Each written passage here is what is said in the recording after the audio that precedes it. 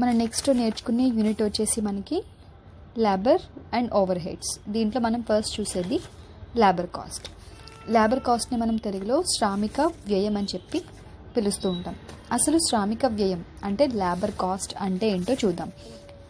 జనరల్గా మనం ఏం చేస్తామంటే ఫ్యాక్టరీలో లేబర్ అనేవాన్ని రిక్రూట్ చేసుకుంటాం. ఇలా రిక్రూట్ చేసుకున్న లేబర్ నుంచి మనం ఏం చేస్తాం, సర్వీసెస్ అనేవి రిసీవ్ చేసుకుంటాం. అంటే మనం ఎవరైతే శ్రామికులను నియమిస్తామో ఆ నియమించిన శ్రామికుల నుంచి మనం ఏం చేస్తాము అంటే సేవలు అనేవి పొందడం జరుగుతుంది. అంటే వాళ్ళు ఏం చేస్తారు, మనకి ఒక ప్రొడక్షన్ని కంటిన్యూ చేయడానికి వాళ్ళకి సంబంధించిన సర్వీసెస్ అనేవి మనకి ప్రొవైడ్ చేస్తూ ఉంటారు. ఇలా సర్వీసెస్ని ప్రొవైడ్ చేసినందుకు మనం ఏం చేస్తామంటే లేబర్కి కొంత కన్సిడరేషన్ అనేది ఇవ్వడం జరుగుతుంది. అంటే కొంత అమౌంట్ అనేది వాళ్ళకి పే చేస్తూ ఉంటాం. ఇలా పే చేసే అమౌంట్ని అంటే ఏదైతే మొత్తాన్ని మనం శ్రామికులకి చెల్లిస్తున్నామో దాన్ని మనం శ్రామిక వ్యయం అంటే లేబర్ కాస్ట్ అని పిలుస్తూ ఉంటాం. అలానే మనం ఏదైతే మొత్తాన్ని లేబర్కి శ్రామికులకు చెల్లిస్తున్నామో దాన్నే మనం వేజెస్ వేతనాలు అనేవి కూడా పిలవడం జరుగుతుంది. సాధారణంగా చూస్తే ఈ శ్రామిక వ్యయాన్ని అంటే లేబర్ కాస్ట్ని మనం ఏం చేస్తామంటే 2 రకాలుగా విభజించడం జరుగుతుంది. అవి ఎలా? ఫస్ట్ వన్ వచ్చేసి direct labour cost and second one వచ్చేసి ఇండైరెక్ట్ లేబర్ కాస్ట్. అంటే ప్రత్యక్ష శ్రామిక వ్యయం, పరోక్ష శ్రామిక వ్యయం. వీటిని మనం ఏం చేస్తున్నాం, శ్రామిక వ్యయాన్ని అంటే లేబర్ కాస్ట్ని మనం 2 క్యాటర్స్ కింద డివైడ్ చేస్తున్నాం. One is direct and second one is indirect. First one వచ్చేసి మనం ఏం చెప్పుకున్నాం, direct labour cost. So first direct labour cost అంటే ఏంటో చూద్దాం. అంటే డైరెక్ట్ లేబర్ కాస్ట్ అనుకున్నాం కదండి. డైరెక్ట్ లేబర్ కాస్ట్ అంటే ఏంటంటే మనకి cost unit or cost centre, అంటే కాస్ట్ యూనిట్ లేదా కాస్ట్ కేంద్రానికి సంబంధించి ఇది ఎలా కేటాయిస్తాము అంటే మనం ఎక్కడైతే ఫ్యాక్టరీలో ఒక శ్రామికుడిని నియమిస్తామో ఆ నియమించిన శ్రామికుడు ఏం చేస్తాడంటే తనకి ఏదైతే పనిని మనం అప్పగిస్తామో ఆ పనిని కంప్లీట్ చేసినందుకు అతనికి ఇచ్చే వేతనం, దాన్నే మనం శ్రామిక వ్యయం అని చెప్పి పిలుస్తూ ఉన్నాం. ఈ శ్రామిక వ్యయం ఎలా ఉంటుంది అంటే ఒక శ్రామికునికి ఇచ్చే జాబ్ అవ్వచ్చు, లేదంటే వర్క్ అవ్వచ్చు, లేదంటే నువ్వు ఇన్ని యూనిట్లు ఉత్పత్తి చేయి అని చెప్పచ్చు, లేదంటే ప్రొడక్షన్ డిపార్ట్మెంట్ తనకు అప్పగించి కొన్ని యూనిట్స్ని ప్రొడ్యూస్ చేయమని చెప్తూ ఉంటాం. ఇలా చెప్పినప్పుడు అంటే తను ఫ్యాక్టరీలో ఎంతవరకు అయితే తన డైరెక్ట్ ఎఫర్ట్ని అంతా పెట్టి ఒక వస్తువు అనే దాన్ని ఉత్పత్తి చేస్తున్నాడో ఆ వస్తువును ఉత్పత్తి చేసినందుకు మనం చెల్లించే రిటర్న్ గిఫ్ట్, మనం చెల్లించే కన్సిడరేషన్, దాన్నే మనం డైరెక్ట్ లేబర్ కాస్ట్ అని చెప్పి పిలుస్తున్నాం. అంటే ఎక్కడైతే ఒక లేబర్ డైరెక్ట్గా తన సర్వీసెస్ని ప్రొడక్షన్ డిపార్ట్మెంట్కి ఇస్తున్నాడో దాన్ని మనం ఏం చేస్తున్నాం, దానికి కన్సిడరేషన్, దానికి ప్రతిఫలంగా ఇచ్చే మొత్తాన్ని మనం డైరెక్ట్ లేబర్ కాస్ట్ అని చెప్పి పిలుస్తూ ఉన్నాం. సెకండ్ వన్ చూసుకుంటే కనుక ఇండైరెక్ట్ లేబర్ కాస్ట్. ఇందులో ఏమవుతుంది అంటే ఇక్కడ చేసే వర్క్కి లేబర్కి ఎలాంటి డైరెక్ట్ రిలేషన్ అనేది ఉండదు. ఎలా అంటే మనం ప్రొడక్షన్ డిపార్ట్మెంట్లో మనకి మెషిన్స్ ఉంటుంది, మెటీరియల్ ఉంటుంది, లేబర్ ఉంటారు. వీళ్ళు ఏం చేస్తారు, ఆ మెటీరియల్ని తీసుకెళ్ళి మెషిన్స్కి అప్పగించి దగ్గరుండి ప్రొడక్షన్ని చేస్తూ ఉంటారు. అంటే దగ్గరుండి ఒక వస్తువు కంప్లీట్ అయ్యే వరకు కూడా వాళ్ళు ఏం చేస్తారు, ఆ మెషిన్ని దగ్గరుండి రన్ చేసుకుంటూ ఉంటారు. ఆ ప్రొడక్ట్ ఎలా ప్రాసెస్ జరుగుతుంది, ఎలా స్టార్ట్ చేస్తున్నాము, ఎంతవరకు వచ్చింది, ఎలా ఫినిష్ అయిందని చెప్పి ఈచ్ అండ్ ఎవ్రీథింగ్ మనం అబ్జర్వ్ చేస్తున్నాం. కాబట్టి అది డైరెక్ట్గా మనం చేసే వర్క్. బట్ ఇక్కడ ఇండైరెక్ట్ లేబర్ కాస్ట్కి వచ్చేసరికి ఏమవుతుందంటే ఇక్కడ ఎవరు కూడా ప్రొడక్షన్ డిపార్ట్మెంట్తో వాళ్ళకి డైరెక్ట్ రిలేషన్షిప్ అనేది ఉండదు. వీళ్ళు ఏం చేస్తారు, ఆ ఫ్లోర్స్ని క్లీన్ చేయడం కానీ, లేదంటే ఆ ఫ్యాక్టరీకి ఇన్ఛార్జ్గా ఉండడం కానీ, లేదంటే గేట్ కీపర్స్ కానీ ఇలాంటి వాళ్ళు ఉంటారు. వాళ్ళకి మనం పే చేసేది ఏంటంటే indirect labour cost. Direct labour కాస్ట్లో లేబర్ ఎప్పుడూ కూడా ప్రొడక్షన్ డిపార్ట్మెంట్కి చాలా దగ్గరగా ఉంటారు. ఎందుకంటే వాళ్ళు జస్ట్ ఆ వస్తువును ఉత్పత్తి చేయాలి కాబట్టి, ప్రొడక్షన్ అనేది కంటిన్యూ చేయాలి కాబట్టి వాళ్ళ రిలేషన్షిప్ అనేది మెషిన్స్తోని ఆ మెటీరియల్స్తోని తన దగ్గరగా ఉంటుంది. కానీ ఇండైరెక్ట్ లేబర్ కాస్ట్లో ఎప్పుడు కూడా లేబర్ ఏం చేస్తారు, ప్రొడక్షన్ డిపార్ట్మెంట్ జోలికి అనేది వెళ్ళరు. జస్ట్ ఆ ఫ్లోర్స్ని వాళ్ళు క్లీన్ చేసుకోవడం, లోపలికి ఎంతమంది లేబర్ వస్తున్నారు, ఎవరెవరు ఏ వర్క్ చేస్తున్నారు, ఆ గేట్ దగ్గర నుంచి గూడ్స్ అనేవి ఎలా ట్రాన్స్ఫర్ అవుతున్నాయి, ఇలాంటివి మాత్రమే చూసుకుంటున్నారు. కాబట్టి వీళ్ళకి మనం పే చేసేది indirect labour cost. So direct labour cost ఎప్పుడు కూడా ప్రొడక్షన్ డిపార్ట్మెంట్కి దగ్గరగా ఉంటారు. ఇండైరెక్ట్ లేబర్ కాస్ట్ అనే వాళ్ళు ఏం చేస్తారు, ఆ సరౌండింగ్స్ని మాత్రమే చూసుకుంటూ ఉంటారు. అంటే వీళ్ళు ఎప్పుడు gate keepers, next incharges, watchmen, వీళ్ళందరూ కూడా పే చేసేది ఇండైరెక్ట్ లేబర్ కాస్ట్. ఎవరైతే ఒక ఎంప్లాయీ తన ఓన్ హ్యాండ్తో మెషిన్ని రన్ చేస్తూ ప్రొడక్షన్ అనేది కంటిన్యూ చేస్తాడో అతనికి పే చేసేది మనం direct labour cost. And next point చూసుకుంటే మనకి కంట్రోల్ ఆఫ్ లేబర్ కాస్ట్ అంటే శ్రామిక వ్యయ నియంత్రణ. కంట్రోల్ ఆఫ్ లేబర్ కాస్ట్ అనేది జనరల్గా మనం ఎందుకు యూజ్ చేయాలి, ఎలా యూజ్ చేయాలి? సో ఖచ్చితంగా మనం కాస్ట్ అనేసరికి ఏమవుతుందంటే తెలిసి తెలియకుండా మనం చాలా మిస్టేక్స్ చేస్తూ ఉంటాము. సో మనకి ఇక్కడ కాస్ట్ అనేది పెరిగిపోతూ ఉంటుంది. అంటే as per the accounting section, as per the management section, అంటే అకౌంటింగ్ వ్యూలో చూసుకున్న, మేనేజ్మెంట్ వ్యూలో చూసుకున్న వాళ్ళు ఏం చేయాలి అంటే ఖచ్చితంగా ఈ కాస్ట్ మీద వాళ్ళ ఎఫర్ట్ అనేది పెట్టాలి.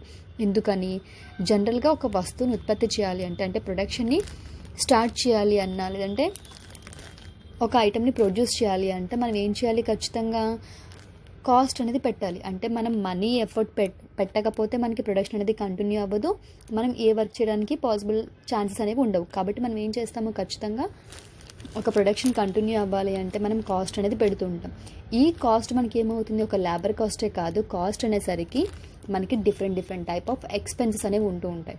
సో ఇవన్నీ కలిపి మనం ఏం చేస్తాము, ఒక వస్తువుకి సంబంధించిన ధర అనేది నిర్ణయిస్తూ ఉంటాం. కాబట్టి ఈ కాస్ట్ రిలేటెడ్ యాక్టివిటీస్ అన్నీ కూడా ఏమవుతుంది, మనకి ప్రొడక్ట్ యొక్క ప్రైస్ని పడుతుంది. కాబట్టి ఏం చేయాలి అంటే మనం ఖచ్చితంగా కాస్ట్ అనేది కంట్రోల్ చేసుకోవాలి. అది ఎలా కంట్రోల్ చేయాలి అంటే ఎవరైతే మన కంపెనీలో, అంటే కంపెనీ ఎక్కడైతే ప్రొడక్షన్ డిపార్ట్మెంట్ని మేనేజ్ చేస్తుందో ఆ ప్రొడక్షన్ డిపార్ట్మెంట్లో ఎంతమంది లేబర్ వర్క్ చేస్తున్నారు, వాళ్ళు ఎంత టైం వర్క్ చేస్తున్నారు, అలానే వాళ్ళు ఏ టైంకి లోపలికి వస్తున్నారు, ఏ టైంకి బయటకు వెళ్తున్నారు, వాళ్ళు డైలీ ఎన్ని అవర్స్ వర్క్ చేస్తున్నారు, డైలీ వాళ్ళు వర్క్ చేస్తున్నప్పుడు ఏమైనా వేస్టేజ్ అనేది జరుగుతుందా, అలానే వాళ్ళు పర్ డే వర్క్ చేసినందుకు మనం ఎంత రెమ్యూనరేషన్ అంటే ఎంత వేజ్ పేమెంట్ అనేది పే చేస్తున్నాము. అలానే కొంతమంది మేనేజర్స్ ఏం చేస్తూ ఉంటారంటే ఉన్న వాళ్ళతో పాటు కొత్త వాళ్ళని కూడా తీసుకుంటూ ఉంటారు. అంటే పర్మనెంట్ ఎంప్లాయీస్తో పాటు టెంపరీ ఎంప్లాయీస్ని కూడా తీసుకుని వాళ్ళు ఏం చేస్తారు, ప్రొడక్షన్ ఇంకా ఎక్కువ చేస్తూ ఉంటారు. సో అలాంటి టైంలో ఉన్న వాళ్ళకి లేని వాళ్ళకి కలిపి ఒకే టైప్ ఆఫ్ పేమెంట్ ఇచ్చేస్తున్నామా, లేదంటే ఎవరైనా యాబ్సెంట్ అవుతున్నారా, ఎంతమంది ప్రెజెంట్ అవుతున్నారు. సో కొంతమంది నేమ్స్ చూపించి మనం ఏం చేస్తాం, కొంత అమౌంట్ అనేది వెనకేసేసుకుంటూ ఉంటాం. ఇలా ఎవరైనా చేస్తున్నారా, సో ఇలాంటి బోగస్ ఇష్యూస్ అన్నీ కూడా మనం ఏం చేయాలి, ఎప్పటికప్పుడు నోట్ చేసుకుంటూ ఉండాలి. ఏంటవి, ఎంతమంది లేబర్ వర్క్ చేస్తున్నారు, వాళ్ళు ఎన్ని అవర్స్ వర్క్ చేస్తున్నారు, వాళ్ళు ఏ టైంకి లోపలికి వస్తున్నారు, ఏ టైంకి బయటికి వెళ్తున్నారు, వాళ్ళ యాబ్సెంట్స్ ఎన్ని ఉన్నాయి, వాళ్ళు డైలీ ఎన్ని అవర్స్ పని చేసినందుకు మనం ఎంత కన్సిడరేషన్ అనేది ఇస్తున్నాము, అలానే వాళ్ళకి బోనస్ అమౌంట్స్ ఏమైనా ఇస్తున్నామా, వాళ్ళు కరెక్ట్గా వర్క్ చేస్తున్నారా, వాళ్ళు ఏమైనా వేస్టేజ్ అనేది చేస్తున్నారు. ఇలాంటి ఇష్యూస్ అన్నీ కూడా ఏం చేయాలి అంటే మేనేజ్మెంట్ అనేది దగ్గర నుండి చూసుకోవాలి. ఇలా చూసుకోవడం వల్ల ఏమవుతుంది, మనకి ఖర్చు అనేది పెరగదు. దీనివల్ల మనం ఎంతవరకు ఒక ప్రొడక్ట్కి కాస్ట్ని డిసైడ్ చేయాలి అనుకుంటున్నామో అంతవరకు కూడా మనం కాస్ట్ని ఫిక్స్ చేయొచ్చు. అండ్ దట్టు మనం ఏం చేయొచ్చు, కాస్ట్ కంట్రోల్ చేయొచ్చు. సో ఇలాంటి వేస్టేజ్ అన్నీ జరగకుండా చూసుకోవడానికి మనకి అవకాశం ఉంటుంది. కాబట్టి వీటన్నిటి వల్ల మనకి ఎప్పుడు లేబర్ కాస్ట్ అనేది ఇంక్రీజ్ అవ్వదు. ఖచ్చితంగా ఏం చేయాలి, లేబర్ కాస్ట్ అనేది అంటే శ్రామిక వ్యయాన్ని మనం నియంత్రణ అనేది చేస్తూ ఉండాలి. సో శ్రామికులు ఎంతమంది వస్తున్నారు, ఎంతమంది వెళ్తున్నారు, వాళ్ళకి ఎన్ని యాబ్సెంట్స్ ఉన్నాయి, వాళ్ళు ఎంత బోనస్ తీసుకుంటున్నారు, అలానే వాళ్ళు ఎంత బాగా వర్క్ చేస్తున్నారు, ఎంత బాగా వేస్టేజ్ తగ్గిస్తున్నారు, ఇవన్నీ కూడా మనం ఏం చేయాలి, అబ్జర్వ్ చేయాలి. అండ్ నెక్స్ట్ టాపిక్ చూస్తే కనుక శ్రామిక నియంత్రణ ఉద్దేశాలు. లేబర్ కాస్ట్ని మనం ఎందుకు కంట్రోల్ చేయాలి అంటే ఫస్ట్ థింగ్ వచ్చేసి డైరెక్ట్గా లేబర్ వచ్చేసి ఎక్కువ వర్క్ చేస్తూ ఉంటారు. వాళ్ళు వర్క్ చేసినందుకు మనం ఏం చేస్తాం, ఎక్కువగా వేజ్ పేమెంట్ అనేది ఇస్తూ ఉంటాం. సో ఈ వేజ్ పేమెంట్ని ఏం చేయాలి అంటే వాళ్ళు ఎంత బెటర్గా వర్క్ చేస్తూ ఉంటే అంత బెటర్గా వాళ్ళు ఏం చేయాలి, వాళ్ళకి కొంత బోనస్ అమౌంట్స్ అనేవి ఇస్తూ ఉండాలి. అంటే వాళ్ళు ఎక్కువగా పని చేయడం కోసం మనం ఏం చేయాలి అంటే వాళ్ళకి కొన్ని ఆఫర్స్ ఇస్తూ ఉండాలి. ఇలా ఆఫర్స్ ఇవ్వడం వల్ల ఏం చేస్తారు, వాళ్ళు ఇన్ టైంలో ఫ్యాక్టరీకి వస్తారు, ఇన్ టైంలో వర్క్ స్టార్ట్ చేస్తారు. అలానే వేస్టేజ్ అనేది జరగకుండా చాలా దగ్గరుండి చూసుకుంటారు. మనం ఏం చేస్తాము, సో మీరు పర్ అవర్కి ఇన్ని యూనిట్స్ ప్రొడ్యూస్ చేయండి, లేదంటే పర్ డేలో మీరు ఇన్ని యూనిట్స్ ప్రొడ్యూస్ చేయండి అని చెప్పేసి వాళ్ళకి ఆఫర్ ఇస్తాం. ఒకవేళ ఇన్ టైంలో ప్రిపేర్ చేసేస్తారనుకోండి, మనం ఏం చేస్తాం, వాళ్ళకి మిగిలిన టైంకి కూడా మనం కొంత అమౌంట్ని బోనస్ ఇవ్వడం జరుగుతుంది. దీనివల్ల వర్క్ ఎఫిషియన్సీ అనేది కూడా పెరుగుతూ ఉంటుంది, వేస్టేజ్ అనేది తగ్గుతూ ఉంటుంది. అలానే ఎంప్లాయీస్ లేబర్ ఎఫిషియన్సీ పెరగడం వల్ల ఏమవుతుంది అంటే ఆర్డర్, అంటే మనకి వస్తువులు ప్రొడక్ట్కి సంబంధించిన ఆర్డర్ వస్తూ ఉంటుంది. అలానే వాళ్ళ జాబ్ కానీ, ప్రాసెస్ కానీ, వాళ్ళ ప్రొడక్షన్ కాస్ట్ కానీ ఇవన్నీ ఎలా ఉన్నాయని ఖచ్చితంగా మనం ఒక ఐడియా రావడం జరుగుతుంది. అలానే ఖచ్చితంగా వాటిని నిర్ణయించడానికి కూడా ఛాన్స్ అనేది ఉంటుంది.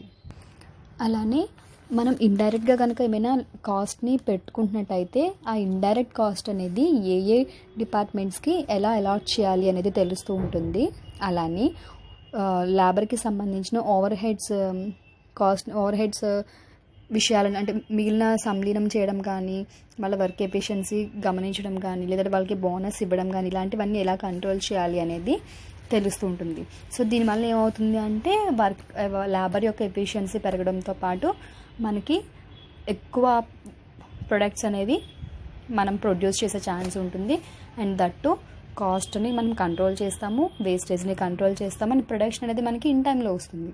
సో లేబర్ కూడా వాళ్ళు హ్యాపీగా ఫీల్ అవుతారు. మనం ఎప్పుడైతే బోనస్ అనేది ఇస్తామో వాళ్ళు కూడా కొంచెం మనకి ఇంకా బెటర్గా వర్క్ చేయడానికి ట్రై చేస్తూ ఉంటారు. ఇవి మనకి main objects. Control of labour కాస్ట్ని కొన్ని ఇంపార్టెంట్ పాయింట్స్ చూద్దాం. అవేంటంటే personnel department, engineering department, time and motion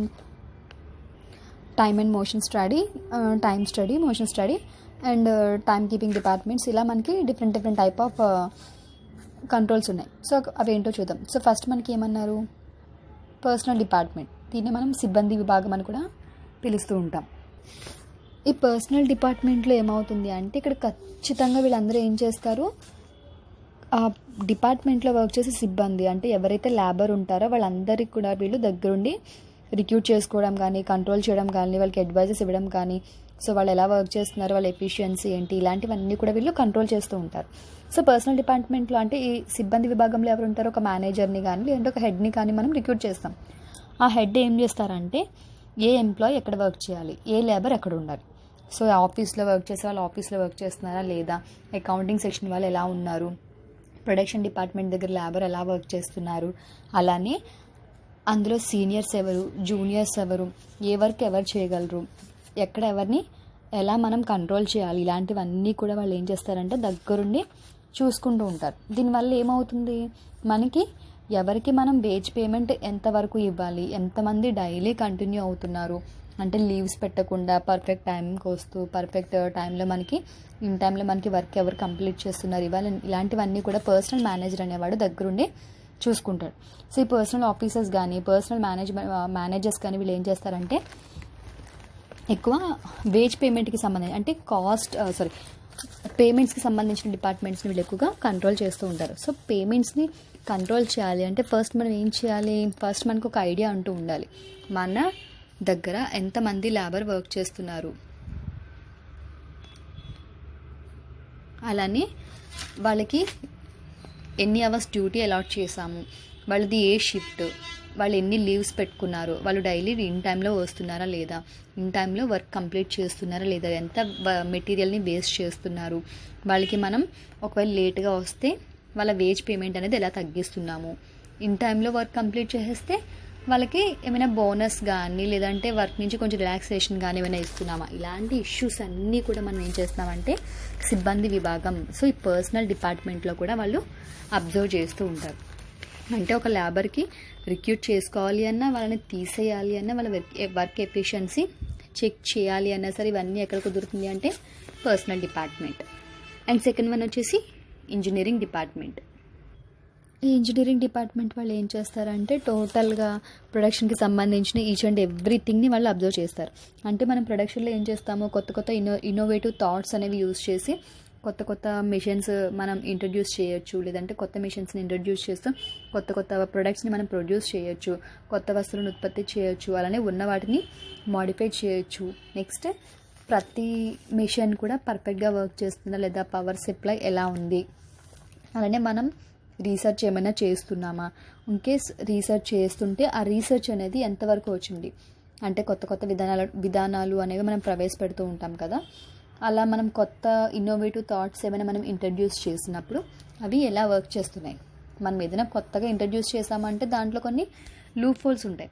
so అవన్నీ మనం కంట్రోల్ చేసుకుంటూ కరెక్ట్ చేసుకుంటూ ఎలా ముందుకు వెళ్తూ వర్క్ చేస్తున్నాము, ఇలాంటివన్నీ కూడా ఈ ఇంజనీరింగ్ డిపార్ట్మెంట్ వాళ్ళు కంట్రోల్ చేస్తారు. ఈ ఇంజనీరింగ్ డిపార్ట్మెంట్ ఏం చేస్తుంది అంటే కంట్రోల్ చేయడంతో పాటు లేబర్కి తగ్గ సెక్యూరిటీ అనేది ఇస్తారు వాళ్ళు.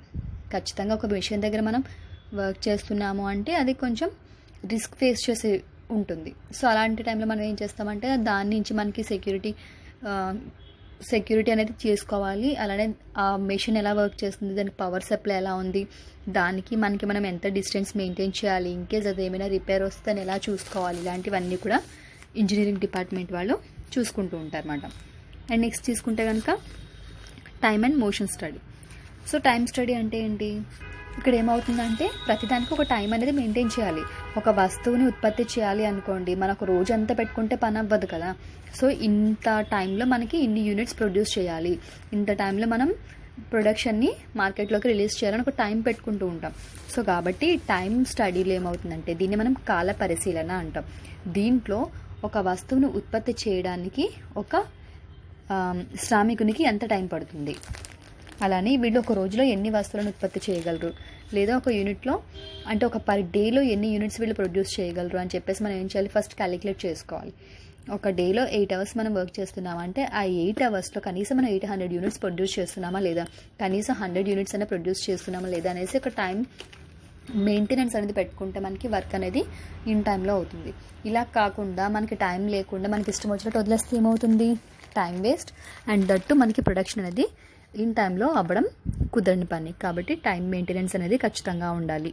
అండ్ నెక్స్ట్ మోషన్ స్టడీ, దీన్ని మనం గత్యనుశీలన అంటాం. అంటే ఏమవుతుంది అంటే మనం ఇన్ టైంలో వర్క్ కంప్లీట్ చేయాలి అని అనుకుంటూ ఉంటాం, కానీ కొన్నిసార్లు ఏమవుతుంది, అవసరం అయినా కానీ అవసరం లేకపోయినా కానీ, పనున్నా లేకపోయినా మనకి వేస్టేజ్ అనేది జరుగుతూ ఉంటుంది.